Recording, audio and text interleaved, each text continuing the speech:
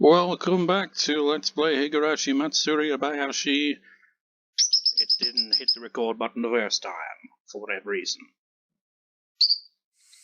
Last recorded, 31st August. It's now the 16th of September. Quite a gap. That's like half a month since I last recorded. Anyway, in that time I've been recording mostly for the October special this year, for my main channel. She'll be the final one of the October specials I'll do, because after 10 years of that, I think, yes, like, this retire that idea, where it's like an upload a day throughout October for, like, horror games. Just October from, you know, like, after this one will just be like any other month. So, like, for example, if I don't complete this arc by October somehow, then it'll have to wait until November, you know? That's kind of been the pattern, if you know, long-time viewer of this channel.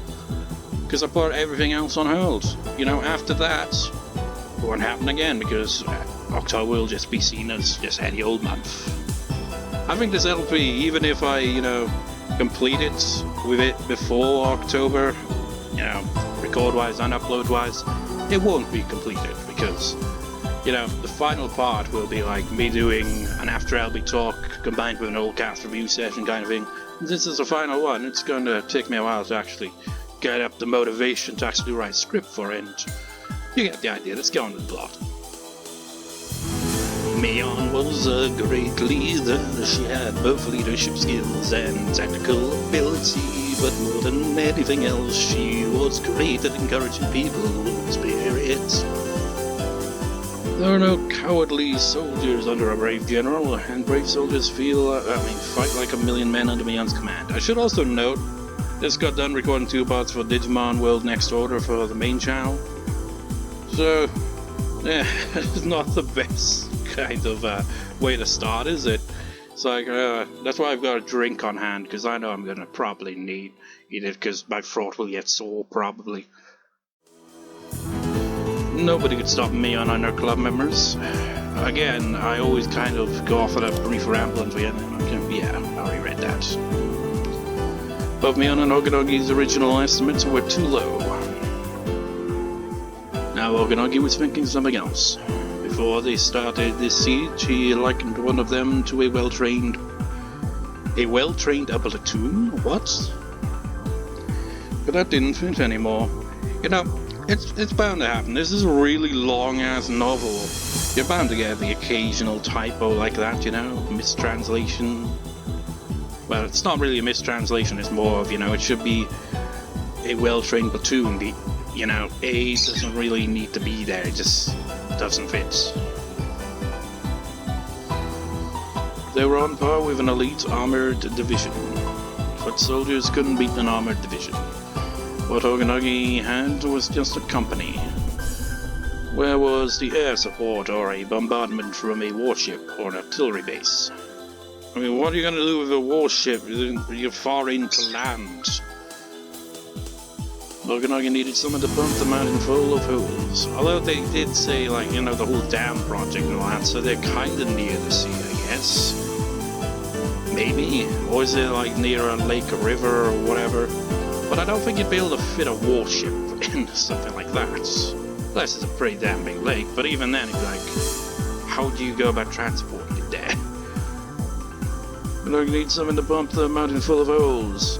Someone, I mean. If he couldn't have that, he needed a submarine-fire nuclear weapon.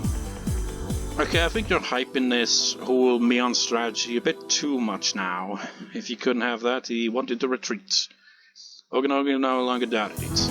The enemy commander was a genius. Under a mighty commander, all soldiers become heroes. He wanted to see the face of the commander, or at least he wanted to know their name. But then Okonogi remembered that demons used to live in Hinamizawa. He also realized the commander had to be a demon. I mean, it's in her name, like in the Count's character. If I recall, that was the whole thing, wasn't it? There's 9 Gale 13, I'm down. Phoenix 4, I'm down. This is Skylark 10. I can hear the voices of children. Surroundings. Help me! Skylark 10, fall back! To where? This is Phoenix 9. I found her. I'm following her. I need assistance. Phoenix 9, where are you? I don't know where you are. Give me your current location. There is fog. It's cold. Is this a riverbank? Phoenix 9, there are no rivers anywhere near us. Calm down. Where are you? What? I can see my dead sister on the other side of the river. Sis! Phoenix 9! Phoenix 9! Answer me! Phoenix 9 is down. What the hell did they use there? What happened there? It's impossible. They must be the demons of this mountain. I know they're all being demoned away. None of us are making it out of here alive tonight. Stop saying things like that. All unit leaders, conduct a roll call and give your members some encouragement. Our enemies aren't demons. They're just a bunch of damn kids. Show them what we've got. I can't even tell who's talking, really. Could be Mion, not Mion, Takano giving out these orders. Ha ha ha ha ha ha ha ha ha ha ha. Hear that? Whose intercom is it coming from? Not mine, it's not coming from mine. A bear. It's Phoenix 3. Are there wild bears here? That wasn't in the briefing. Phoenix 1, let's fall back. Give us approval to use firearms. Don't be stupid, there are no wild bears out around here. It's just them, don't let him fool you. He's probably, saying a fair bit of the dialogue here, but as I see his character portrait on screen, I don't know if it's him or not. Even when it seems like it should be obvious. You foolish humans, know your sins for stepping onto this sacred ground. Be grateful to me, for I am giving you a chance to atone. Could behind you. Damn it, she has one of our intercoms. Don't let the enemy fool you. You fearless humans, if you can only learn by making mistakes, then I shall teach you. It's not Nightingale 1. Where is it? Where did you all go? Come in, come in! I see a helpless bird getting lost in a forbidden forest. You want to know that badly. You want to know about the world of demons. Say goodbye to the world of humans. Curse your foolishness for not listening to my warning. Who was that? Find again. Roll call. One more down. Who was it? By the way, HQ, I have someone on my left, right? I'm not alone. Bye. You want to hear more painful voices. What was that? Who made that sound? Seen someone jump in front of a train before. Made the exact same sound. That's the sound of a human being, body being crushed. No, I don't want to die like that. I don't want to die. I don't want to die. Please, God of the mountain, please stop. I'm not doing this because I want to. I'm doing this because I get paid for it. I need the Gale 1 to base. This isn't working. Too many unit members are dropping out, and it's almost impossible to get them to fight anymore. We can't maintain the battle line. We're just going to lose more men. Calm down now, Gale 1. The rest of our soldiers are all amateurs in the field. You graduated from that hell. So what are you going to do? Getting shocked at? What are you doing getting shook up? Calm down and send an example. Base, there's no response from Nightingale 1. I can't believe it, but he's down. This is impossible. They are demons. No, damn it. Our enemies are even using psychological warfare. Those damn punks are winning against professional unconventional warfare units. So you're using a bunch of different tactics now. Radios are usually helpful communication tools, but in this case they backfired. Club members took an intercom from a mountain dog they knocked out and used it to corner the other members psychologically. Smart move, I guess. It worked even more effectively because they were in enemy territory and were unfamiliar with the terrain. Best solution would be to make everyone stop using the intercom, but that would give the enemy more chance to attack them individually. Okonogi was growing fearful of the club members as he still hadn't grasped their true identities. However, Takano still hadn't recognized how serious the situation was. She kept yelling at the mountain dogs to get their act together. Okonogi could tell she was exactly the type of commander who only commanded to attack and let her men die. But Takano's reckless orders were working in a way. Although the club members were winning, their area of operation was getting smaller. The club members were trying to lure their enemies to one trap area after another. In other words, they were defeating the mountain dogs by allowing them to come into their territory. Mountain dogs were about to be annihilated, but the curtains were closing on the club members' sphere too. Okonogi realized his enemies were trying to finish the battle in a hurry. If the mountain dogs fell back, everything they'd done would be for nothing. He didn't want to, but he had to follow the princess's order. Okonogi figured he was finally about to get his enemies. And you engage your contingent act over the commander to radio. Okay, so it's both of them then. Oh, that was great, Hanyu chan. You sounded like a real god. You really were awesome, Hanyu. I never thought a normal person could sound like that. That's because she is a god. Nipa! Ow, ow, ow, ow. But Keiichi was great too. His scream was incredible, like someone was strangling a chicken. What was with it? Like chicken there, like chicken. Oh, that was easy for Keiichi-san, no? In our club, he's also known as the magician of words. As long as my opponent's a human being with ears, I can control him. You should become a voice actor. I bet you'd be famous. Nipa! Can you imagine me as an actual legit voice actor? What role would I even have? Probably comic relief character, because the only voices I can do are very hammy. Can you hear me? I'm Major Takano. I'm your boss's boss. Listen, well, there's no god or demon. If there is, you can then you can still fight. Drag God down from its pedestal. Skylark and Nightingale, join up and reorganize the forces. Phoenix, you join the remainder of Erin. The enemies are near the top of the mountain. Their base is probably somewhere by the Forestry Service's storage shed. They're at the top, so of course they could see our movements. They'll be trying to ambush you, even if you have to stab each other. Make sure you take them out. Major, let us arm ourselves. We need more than tasers. Absolutely not. We're finally surrounded. If we fall back, they'll escape. We must have our hands around their necks. We just have to squeeze them. At the same time, Okonogi received another radio call. Using that line, his caller didn't want starting to hear the conversation. Also, is this a different background? I don't think we've seen this screen before. Wait, using that line... Who could it be? Okonogi understood the meaning of that, so he walked away from Takano and answered quietly. Oh. Command vehicle to Phoenix 1, there's been an emergency. Research area of the clinics has been attacked. Received the intruder alarm from the entrance area. It was turned off. Whoever turned it off didn't follow the false alarm procedure. Been trying to confirm the situation, but there's been no response as of yet. All the security unit members in the basement have gone quiet.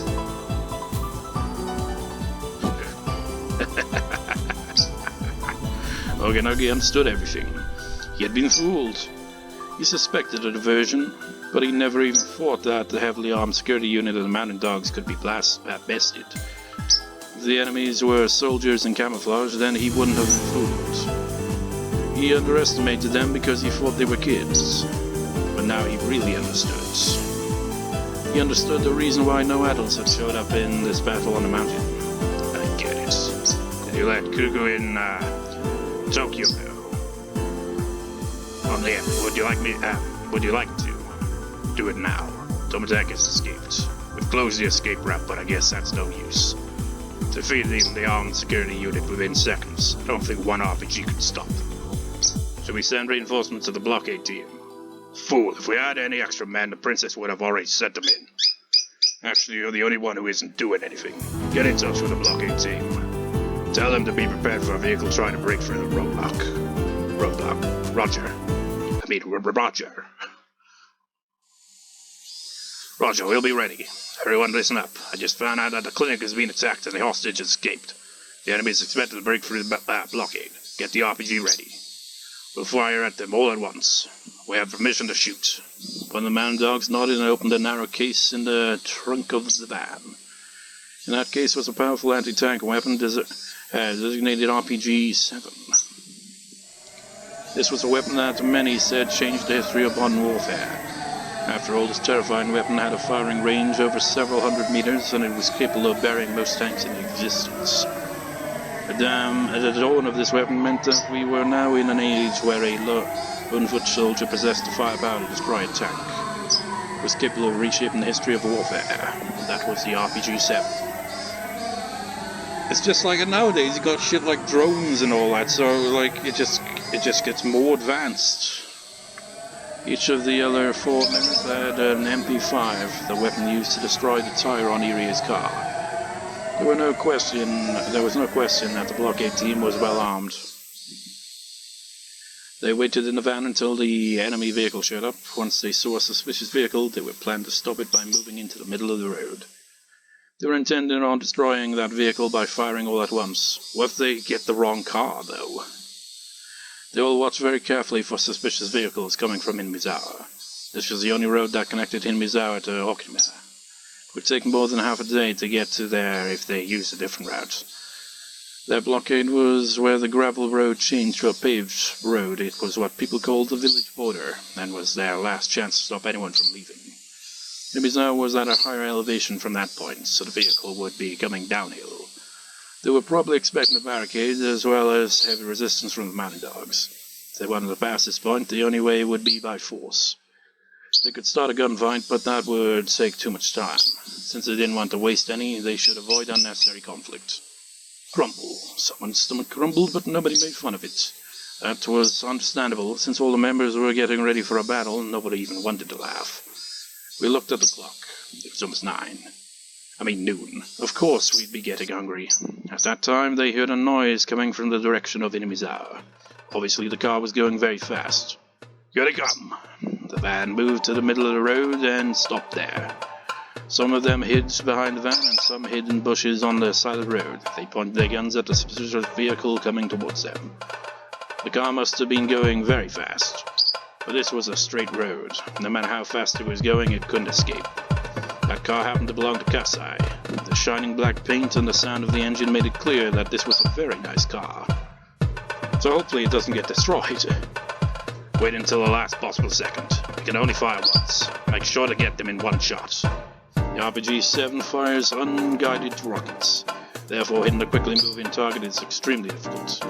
In this case, however, the target was straight ahead. If the car tried to swerve suddenly, it'd flip. If that was the case, it wasn't necessary to shoot directly at it. Besides, according to what Kasai said, its power can easily flip a car without a direct hit. Even if there was only one chance to fire, the mounted dogs were definitely in an advantageous position. How are they gonna get through this?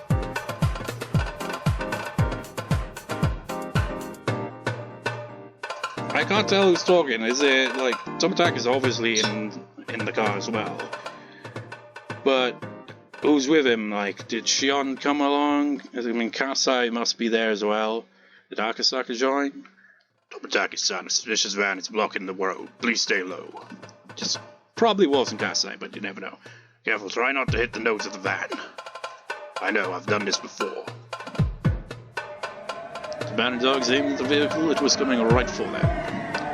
Not yet. Wait until it's within 100 meters. I know, just range me. Mounted dogs in the bushes laid in wait, ready to fire. Rocket on the tip glinted eerily like it was waiting for its prey. 200 meters. 150. Prepare to fire! The soldier put his finger on the trigger of the RPG-7. Okay, it was Akasaka in the car then, so it wasn't Kasai. Akasaka-san, prepare for impact. 100 meters. Fire! What happened? Didn't the RPG-7 fire? It was when the one measuring the distance next to the shooter noticed something. The shooter's shoulder had been hit, and he was tumbling to the ground. Was there a sniper? I didn't hear anything, so it must have been from over 400 meters away. Who cares? Fire! Fire! Fire! Fire! Only their regular guns could stop the car now. The other man's dogs fired all at once, but immediately they realized something. The car had been hit by a hail of bullets at close range. Any normal car would have been on fire in short order. It's like, this is supposed to be, and this is how it works in GTA. What's up with this car? But there was nothing. This wasn't a normal car. Well, it is Kasai's car, so I imagine it's pretty fancy. Of course it isn't. That's the Sonozaki's family specially made bulletproof limousine. Kasai, the spotter picked up the RPG. Don't let him fire. Do you think I'm going to miss him at this distance? Shion and Kasai were far beyond that straight road. They were in the enemy's blind spot on the other side of the hill, on top of an abandoned car. Shion was on her knees checking the mountain dog's movement with a pair of military-grade high-power binoculars. Kasai was lying on top of the car with a sniper rifle in his hands.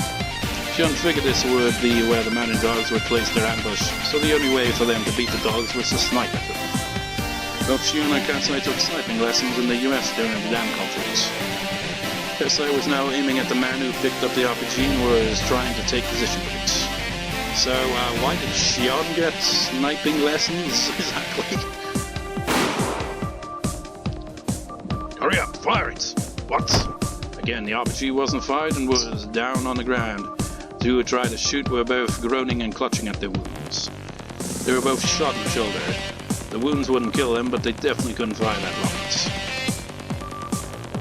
It's nice to see them kind of like foil every plan that the mountain dogs try to do to stop them. The car had arrived, and the mountain dog screamed and dove out of its way.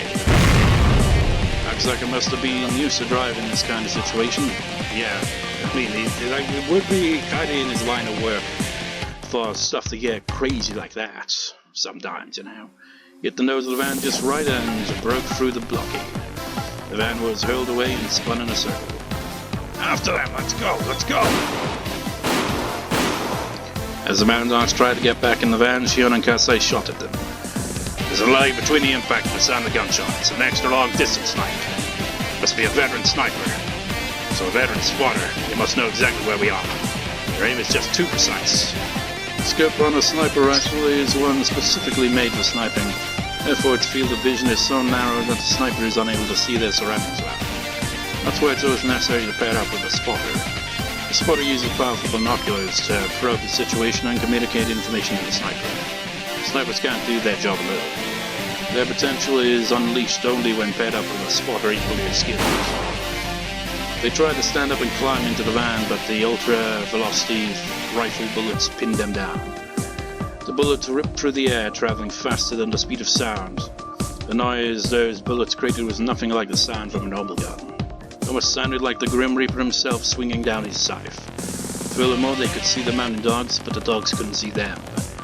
Only those who actually had experience being sniped at could understand this fear. I mean, I imagine, being in a sniper's territory, being sniped at, would be absolutely terrifying, because you could be shot at any moment and you don't know where it's coming from.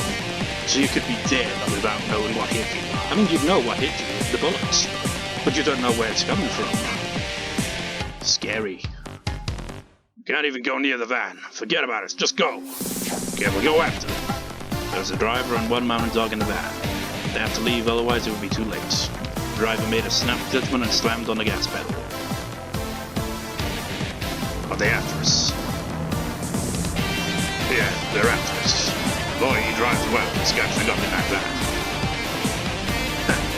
That's working. Please bend them off. Yeah, I'll leave it to you. Tomitake opened the window near one of the back seats and leaned out.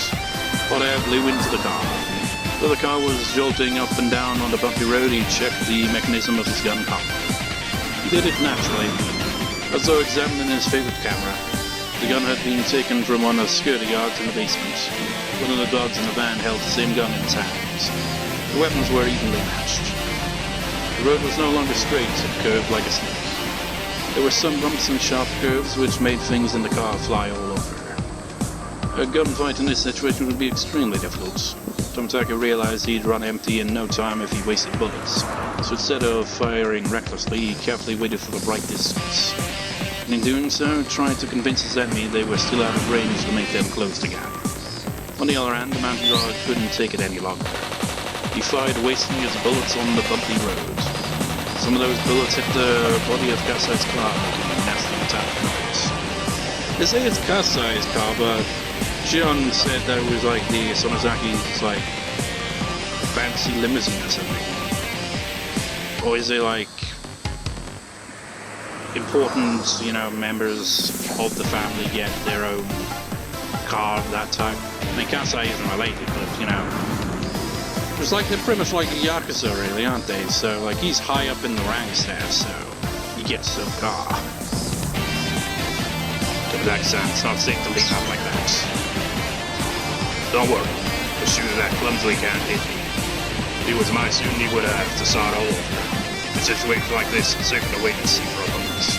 We learn to predict our opponent's behavior and shoot depending on that prediction. Don't try to shoot the target. Try to let the bullet find it. Just like this. Tomitake fired for the first time after cautiously waiting for the perfect moment. Those who understood goods would be fascinated with the shooting form. His stance was so firm he didn't lose control, even in a violent burst of shots. Yet there was no unnecessary tension and just enough slack. Despite being in such an anomalous position as laying out from a car, Tomitake was shooting very precisely.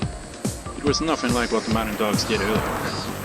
He shot at just the right time so his bullet went where it was supposed to go. It was hard to believe that they were using the same gun. Nasty metallic sounds etched themselves onto the body of the van, which made the man and dogs realize just how good Tomitake was. It's like, I'm going to make up for losing in my previous badass moments. Shit, crazy good shots. Just that. He isn't just some office worker in Tokyo. I heard it once before. First Lieutenant Tomitake was transferred to the offices after an accident, but during his instruction, after years he taught marksmanship for unconventional warfare units. Huh? What are you saying? You say this? Tomitake started aiming for the driver's seat to pressure them to give up. Grand dogs could tell they were in a predicament. Tomitake was capable of hitting his targets easily even on such a bad road. Furthermore, they were in a bulletproof limousine, while the mounted dogs were in a regular van. The van, which incidentally was facing the limousine in pursuit. All his shots had just been warning ones. Unless the mounted dogs called off the chase, Tomitake would start shooting at them soon enough. They had no chance of winning. Phoenix 1, the pursuit vehicle. The blockade was broken through, that's enough. Don't go too far. Tomitake is an expert sniper. Don't throw away your lives. What do we do? We let them go. Roger, this is a pursuit vehicle. Band in pursuit, we're falling back. Looks like they finally gave up. They're slowing down. Even after such a gunfight, you're still so calm. I bet you've gone through quite a bit, huh? It's all thanks to my training. Tomitake, having slid back into the car, raised his fist in victory. He was as easygoing as ever, even after a gunfight. Akasaka felt like he was finally getting to know Tomitake for the first time. I mean, isn't this the first time they met? Properly, anyway. I mean, I'm pretty sure he didn't really meet with Tomitake. Did he meet with him in the 4th question arc? I'm not sure if he had any interaction with Tomitake there. I'm not sure if Tomitake was even there at that time. I mean, it would make sense if he was, because that was like near the time of the first incident with the Curse of Oyashiro-sama, I guess. But you know, he's had very minimum interaction with Tomitake so far. I mean, I guess he did meet up with him and they talked and all that. You know, back when he first came across him and Yuri talking to Rika and all that. But still, he doesn't know him all that well. First Lieutenant Tomitake, glad you're safe. I'm so worried that we couldn't get in touch with you. He's finally got on contact with them now, which is good. Tomitake was making a call from a telephone booth outside of Okonogi. The phone lines around there were on a different network than the one the Mountain Dogs had sabotaged. You know, wouldn't that make it awfully suspicious? If Tomitake, you know, they never were able to find out what happened to him, wouldn't that pretty much confirm that something shady's going on? So, wouldn't the Mountain Dogs and Takano be screwed, even if they managed to kill Tomitake? I don't know. Phone lines around there were on a different network than the one the Mountain Dogs had sabotaged. That was why he could make the call. Tomitake had called Tokyo immediately. He told Tokyo that there were some spies from the Mountain Dogs within Tokyo's research division, which is how they found out where he was. He also told them that he was captured, but that he had escaped. Told them that they were fooled by the diversion, and that they were on the mountains as they spoke. While he was captured, Major Takano, the ring leader, had hinted at the existence of masterminds she was working for, etc. explained everything that he had learned thus far.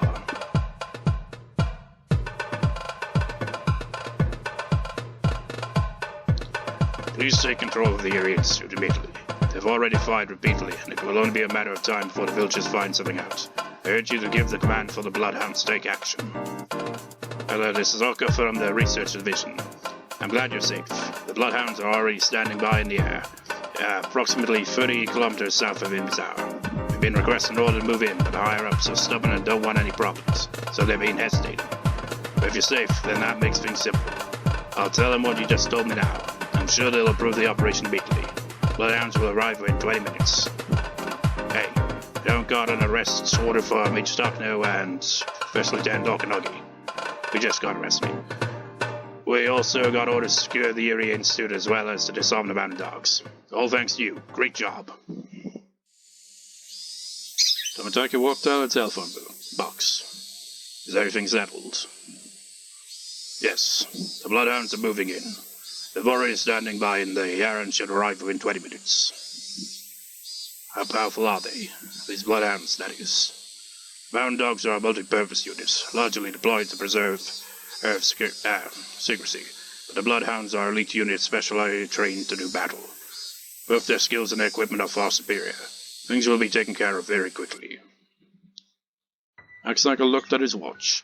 It was about 12:30. The Bloodhounds would arrive in about 20 minutes. Akasaka remembered how hungry he was. It was lunchtime already. If he was brave enough, he would head to a noodle shop, and by the time he was done, everything would have ended. For the mountain dogs who fought well until the last possible moment, it was ending rather too soon. They were in an area where rice fields and a residential area mix. It was the border of Okinawa. The sun was covered by a thin layer of silver clouds, and a cool breeze was blowing. It looked like it might even rain a little. The two of them couldn't even remember how many times their lives were threatened that day. They wanted nothing more than to let the rain soak their bodies. After a while, Akasaka spoke. So what do you think, Tomitake-san? What do you mean? I think I'll go back to Hinamizawa. They're still fighting. Yeah, that's true, but are you sure? We are safe here. Rick-chan is waiting for me.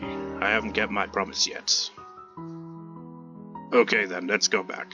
I actually have something to take care of too. I was thinking of going back anyway. Akasaka-san, have you been on a helicopter before? I have a permit for one. So they're gonna travel in style. They watched the breeze blowing over the rice fields for a while, then returned to the bullet-ridden car. Now, I wouldn't be surprised when he just asked that. Akasaka probably has been in a helicopter, I'd imagine. The car started up quickly and they drove it back the way it came.